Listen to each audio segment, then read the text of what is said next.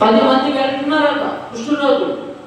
వాళ్ళు కోరుకున్నారట, యేసయ్యా మమ్మల్ని కరుణించమని కోరుకున్నారట. ఇప్పుడు అందరూ వెళ్తుండగా యాజకులకు మిమ్మల్ని కనపరుచుకోండి, శుద్ధులు అవుతారని చెప్పారు.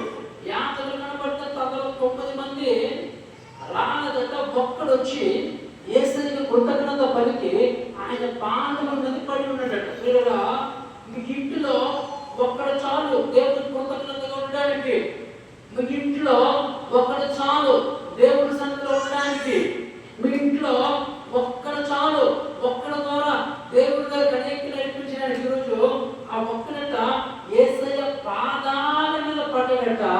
యేసు ప్రభువారు ఆ వ్యక్తిని స్వస్థపరిచాడట. నేనంటే మనం ఒక్కరమున్నా ఇద్దరమున్నా ఆయన పాదాలు పట్టుకుంటే, ఆయన పాదాల మీద పడి ఆధారపడితే, ఆయన పాదాల మీద పడి కన్నీరు కాస్తే, ఒక ఎస్తేరులాగా ఒక మరియలాగా నువ్వు ఆయన పాదాలు కడిగితే, కన్నీరు కాలిస్తే, ఈ దేవుడు అద్భుతాలు చేసేవాడు, ఈ దేవుడు కార్యాలు చేసేవాడు, ఈ దేవుడు కనికరించేవాడు, ఈ దేవుడు కృప చూపించేవాడు.